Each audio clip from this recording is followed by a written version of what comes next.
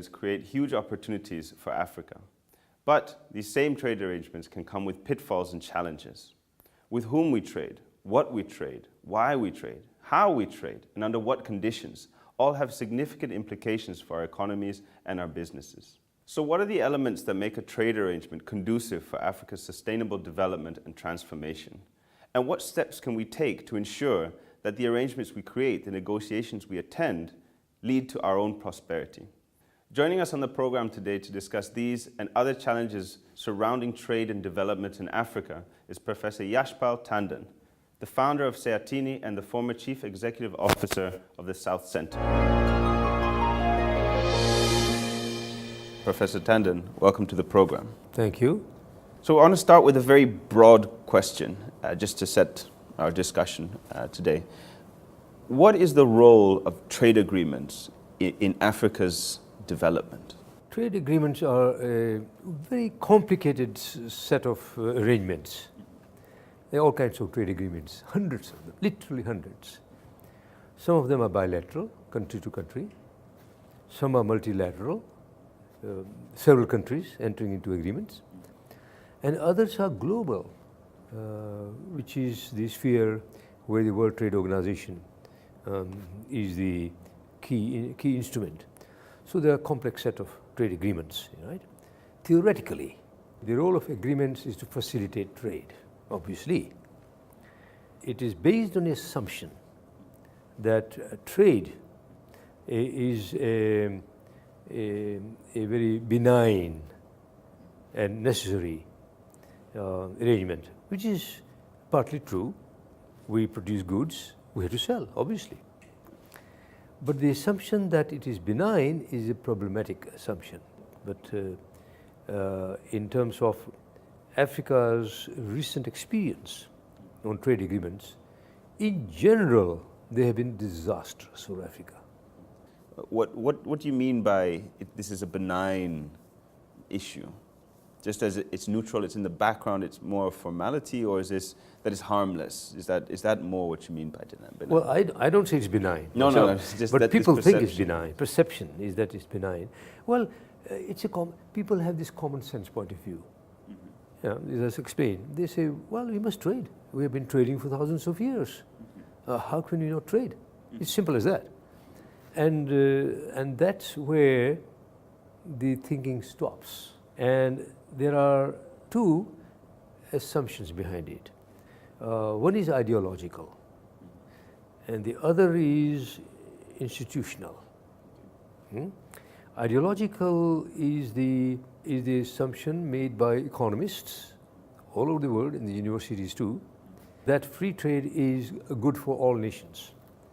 Now, this goes back to Adam Smith, 1657, whenever he wrote that book called Wealth of Nations, in which he explained that if Portugal specializes in wine production and England specializes in manufacturing, it is to the good of entire trade, volume of trade that increases. You specialize in the area in which you have competitive advantage or comparative advantage. Mm-hmm. Now he put it as a prescription, namely that this is what we should do to maximize trade. It has gone from prescription to description, namely that this is what actually exists. Mm-hmm. Okay? Now the real fact is that free trade has never ever existed. Never. I speak as an economist, and I can say with some knowledge of economic history that even at the height of the English maintaining that there is free trade, even at that time, it was not free. It was controlled by the English. So what has happened is the ideological thing I was talking about, namely that this pure fiction, which has taken the mind of our policymakers and our universities, by the way, so much that they have idealized it. And this is the best way to enter into global system of production exchange. And that's the ideological element. The second is institutional. The institutional pressure comes from the main trade regulatory body, namely the World Trade Organization. Now, once again, the World Trade Organization was founded on the principle of reciprocity, recognition of asymmetric relationship between the less developing countries and the more developed countries. So there are provisions for the LDCs, they call least developing So developed everyone countries. has like a level playing field That's in right. trade. That's right. Okay. And also on the assumption that any decisions are made by consensus. There has to be agreement. If there is no consensus, there is no agreement. Well, these were the these were the assumptions behind the creation of the World Trade Organization. Okay, but the reality is completely opposite. 15 years or so, the LDCs had preferential access to developed markets. Now we are entering into a situation where they are gradually eliminating preferences for the LDCs. It's a big issue now in WTO that the LDC countries are failing to get the giants of the trading nations to agree to come back to the differential treatment for the least developing countries. And then there is the whole area of how to make decisions in the WTO. If one country says no, it has no consensus. It doesn't, it doesn't become. Not even a majority, it's a full. Forget about majorities, it's consensus. It has to be consensus. One country can say no, then there is no agreement. Now, if that country happens to be the United States or Europe or Japan, then there is no agreement. But if the country happens to be 50 states in Africa, who cares? So is that a function of people not taking Africa seriously? Is it that we actually don't have much on the table to trade anyway, given how low, how little of the world's total trade Africa actually controls and contributes?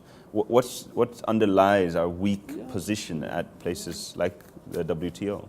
I would say that in the case of Africa, it's a special case.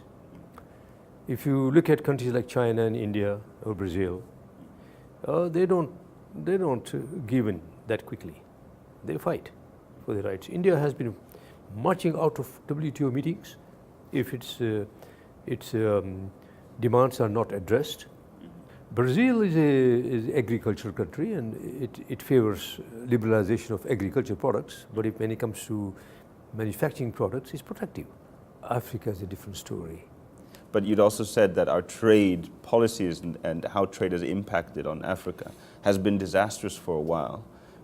What makes it so disastrous?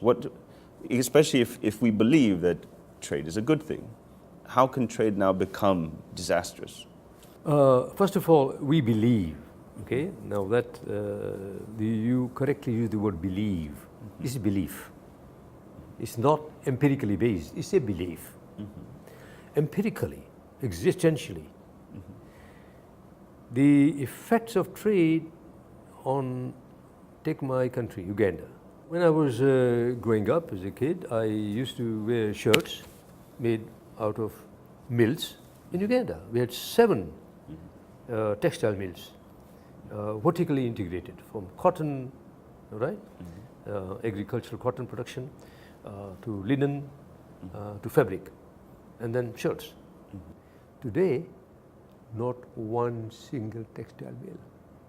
Why? Because trade is believed to be good, open up. They are pressurized in the WTO to lower down our tariff wars.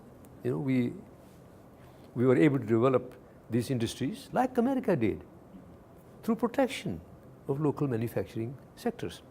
We just abandoned those protection measures, lowered down our tariffs under pressure from the World Trade Organization and United States and Europe and so on, opened up our economies, and now they blame China.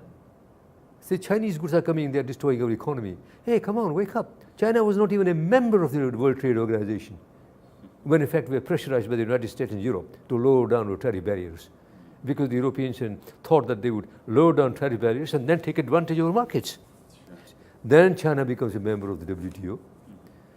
You say, why blame us? You force the African countries to lower down the tariff barriers. We can produce cheap textiles. So we're going in. So why point fingers at us? Surely we can't go to the other extreme and say that all trade is bad. So what make up the elements of trade that is conducive to Africa's development and transformation? You know, trade has not always been bad. And trade is, as I said, beginning, necessary because we produce and we trade. We have traded for thousands of years. It's not something new to us. India, China, and Africa have traded among themselves for thousands of years. Okay, we had this long-distance trade from China through Silk Route, as you know, through Afghanistan up to Timbuktu. We traded. Well, trade between Africa and China, India, was not based on colonization. They never colonized Africa. There was respect for each other, and of course the trade may not be, as we now have under capitalist period, a different kind of mode of operation at that time, but still there was respect for one another. Even as countries at that time were maybe either slave system themselves in their own countries or feudal system in their own countries, between countries there was respect. So how do you get to a point now where Africans or African negotiators or whoever it is are treated with respect? Because, as you say, these are trade agreements. Whether imposed or not, we still have to at least symbolically sign on to them. We agree to these conditions. To what extent are we responsible for the conditions that we find ourselves in? Because as you'd mentioned, you know, we can talk to China coming in and so on, and they turn around and say, but the tariffs were already brought down. That's right. So if we're finger pointing around, how much of it is also ourselves not being good trade negotiators? You know, do we have the capacities to trade well, to design and to agree on good trade agreements? At the end of the day, we are quite right that we make decisions and we are responsible for those decisions. Okay? No use finger pointing at the Europeans, you are doing this to us, when in fact we allow this thing to happen. So it's our responsibility. So you're absolutely correct about that. The question is, why is it that we allow ourselves to allow them to disrespect us or to expropriate our resources without proper returns to us? Why? Well, it goes back to the 2 points I was making about the psychology of dependence and the institutional pressure. Now, I have been, my book, Trade is War, I hope we allude to that later on, documents the evidence on the ground to show that when we enter into trade agreements, the pressure on our countries is so great that if we do not accept their terms, they impose sanctions. The Europeans have created a substructure in fact, deep down in our countries, from ownership of land and minerals and forests and everything to our educational structures, to how we communicate with each other in the English language or French, whatever. So there is a deep-rooted underlying structures which have not gone after independence. No, we have superficial changes here and there. We have taken over some of the same institutions, parliamentary method. Some of them are right. The point I want to make is Africa, coming late into the colonization process after 1884, 85, very rapidly became a waste ground for Europe. The speed with which Africa was colonized destroyed our base totally. And that's one of the reasons why Africa, unlike Latin America and Latin America, of course, they destroyed indigenous population already. The Spanish conquerors took over completely. So we were lucky, mind you, in a sense, because what happened in Australia and America and Latin America, namely total eradication of the indigenous people, didn't happen quite to that. It didn't happen here, except in pockets, like in Namibia. In Namibia, they just destroyed the population there, genocide. But at least we are here. Yeah. And Africans are now able to have an identity of their own, which is their own identity, and they're able to now, well, hopefully organize for a change. You'd mentioned that there were these kind of two branches, an ideological one and an institutional one. Right. And from what I'm understanding, does it not appear also to be something missing in our institutional framings? Because it seems as though we're missing a link between trade policies or our trade attitude, our positions that we want to take on trade, and how those impact, say, our industrial policy, our food security policy. Is that a fair assessment, that we're not linking these policies well enough, and therefore when we get to negotiating table, we're not necessarily thinking through what the impacts would be on our efforts in industrialization, our efforts in food security, our efforts in whatever it might be? I mean, is that a fair assessment? Or? Well, it's a fair assessment because, and I want to explain why, I want to analyze why that is the case. When I started working on the trade issues some 15 years, 17 years ago, it came to my mind to set up my organization called SEATINI. I'll come to that later on. Because what I saw happening at the first World Trade Organization meeting in Singapore in 1996, December 1996, was mind-boggling. I was amazed. I was part of civil society, but part of the Zimbabwe delegation. And what I saw opened my eyes, because here were African ministers of trade, having spent a lot of time preparing their speeches at home, drafts after draft, and coming now to make presentations at the plenary session. They did not know that behind their back, they didn't even know, behind their back, the big powers, and Singapore, and India, and Brazil, they were negotiating telecommunications agreement. We didn't know that, global telecom agreements. And one of the aspects of the WTO is that anything that is then decided is binding. If you do not abide by the agreement, then they can impose sanctions. There are only two organizations in the whole global system of governance, that have teeth. One is the Security Council that can impose sanctions. The other is WTO. So I come out there and I talk to my minister and I say, Mr. Minister, I just heard that they have this telecom agreement. Do you know about that? No. So they say, we should oppose that. He said, how do you do that? We didn't know how to do that. And I discovered that in most of the delegations coming from Africa, guess who were the experts? Europeans. In Francophone countries, the French who were the experts. In Anglophone countries, the English people who were the experts, they were advising us in our delegations. So when I returned from there, I set up SEATINI. I said, no, that's not all. We have to develop our own expertise. So to cut this story short, to answer your question, well, we were naive, very naive.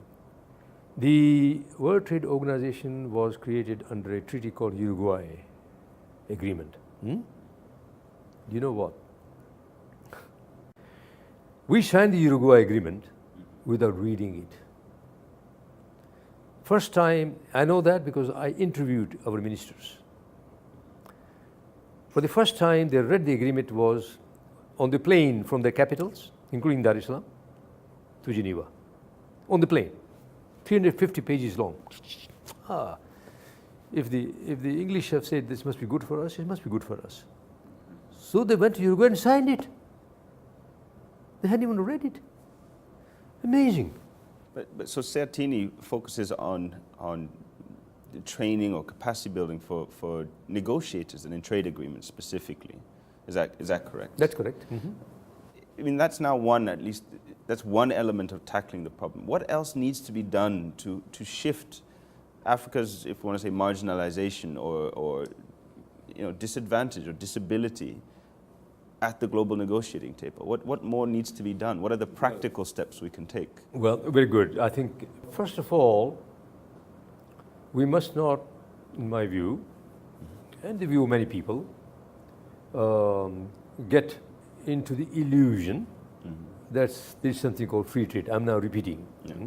Get our mindset ready to say that nothing like free. You have to pay a price. Then we have to create within our ministries a stable civil service, a stable bureaucracy who can be there for a long enough period to know the technical issues and to be able to argue them. That's not the case. The turnaround of our staff in our ministry is so fast that at the moment in East Africa, and I'm not even exaggerating, SEATINI, my organization, with barely 12, 15, 20 people, the whole of East Africa, we probably are the best experts on trade because we've been in existence 17 years. And that's been your focus. And that's our focus. And we are there. So every time we train people, they go away. Then we train new people, they come. That's what's happening. So, however, there are some people who are left in the embassies in Geneva, etc., who have long-standing position in our embassies. They are good. If they stay long enough, they acquire the technical competence. So this idea of having committed trade experts and as a career development. That's right. So we now have that. So that's another thing that has to be done. And then the third problem is that if our trade negotiators in Geneva are able to put forward propositions that challenge the Europeans or the Americans, they get into under pressure. I can give many examples. Every time our missions in Geneva are able to take a opposition position and united front, and South Center, where I was working, was created for that purpose. The South Center was created by Mali Munirere, among others, and I was the CEO of that. The moment they find that the Africans and the Asians and Latinos are getting together to take a common position on agriculture, on market access to manufacturing products, problem starts. The US and Europe phone up our heads of states directly, saying that your ambassadors in Geneva are not cooperative, they're not really following the rules and so on. And so then our heads of states get under pressure and they sign. So how do we separate these kind of negative trade environments or trade agreements from the more positive ones, and how do we ensure that we have more of those going forward? Well, the distinction is not so much between negative and positive, as between levels at which you are engaged in trade. Okay, levels. At the global level, I would say almost without qualification, that trade for Africa is negative at the global level. If we negotiate regionally amongst East Africa, amongst SADC countries, amongst Africa, without involving the major players, United States, or the global players, within our own countries, that is more symmetrical. Kenya, Uganda, Tanzania, there's not much difference in their development. Kenya was a little more advanced manufacturing than Tanzania or Uganda were or are. But we can trade, we can say, okay, let's have a division of what industries we should have in your country. You manufacture tires in Tanzania. We had that agreement. You manufacture tires in Kenya, general tires, and we'll manufacture cotton or textiles. And let's trade among themselves. Okay, now that's symmetrical. That's a positive side. Okay, so it's not that trade itself is negative or positive. No, it's the setting. Okay. And under a global system, if you are not able to protect your region and your country, then you are just at the hands of sharks. So there's an element of balancing opening up with an element of protectionism, essentially. But as I said, the first country that started protection was the United States. Those countries that were most protectionist today are talking about free trade. Or now that they don't need it. Now that they don't need. And it's called kicking the ladder. Yes. They have kicked the ladder, over which they climb. Now that they have climbed, they kick the ladder, so we can't become protectionists. So, to begin to kind of wrap up the interview, what can we anticipate will be the changes in Africa's standing in the global arena, in the global trade arena specifically? well, now you're coming to policy issues. Absolutely. Yeah? How do we create policies that enable us to protect our manufacturing and so on? And striking that balance. And striking that balance. If you go to Uganda market, for example, and I was there recently, you have chicken legs coming from Belgium, baked beans coming from England. Come on, we have chicken in Uganda, free-ranging chicken. They can't compete against Belgian chicken. Why? Because those are subsidized. How do they subsidize? How do they get away from subsidies? Well, they play with technical terms. They've shifted their subsidies, this is technical. They've shifted their subsidies from what's called blue and amber, the colors, blue, amber. They are subsidies that are regarded as trade distorting, and therefore you have to remove them. However, there's a subsidy called green subsidy, which you can give as much as you want. Why? Because that enables your countryside to have greenery. So they can give any amount of subsidy to their farmers in the rural areas of Europe, and their massive subsidy is increased enormously. Why are we not countering with subsidies of our own? We cannot give green subsidies. First of all, we don't have money for that. And secondly, our manufacturing, whatever we had, were subsidized by technical terms that are regarded as trade distorting. Therefore, we are obliged to drop our subsidies on those things. So, on the one hand, we drop our subsidies.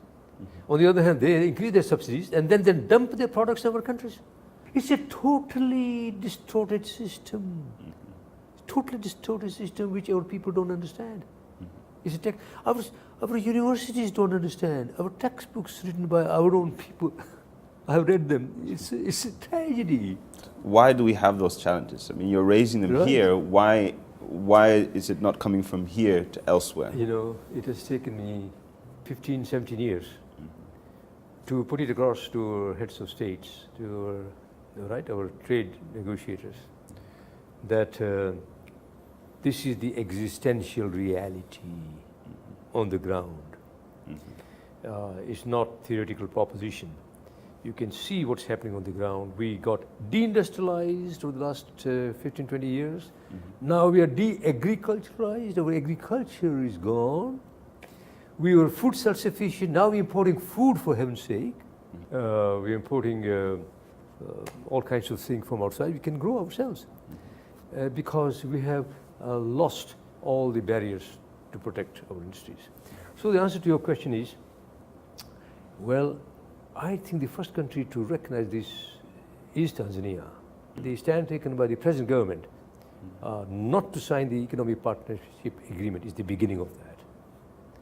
And I'm told that Uganda, I was there, also now doesn't want to sign the EPA also. This may be a turning point. Sure, and then, as I mentioned, we have now one final question, unfortunately. What key message do you want the audience, and particularly our leaders and negotiators, to take away from this discussion about the impact of trade on development? If there's one thing you want to get across, what would that one thing be? Well, I'll be very blunt.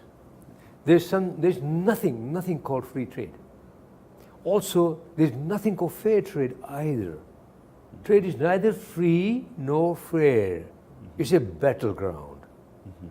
Those who have power take it. those who do not have power surrender it until you unite.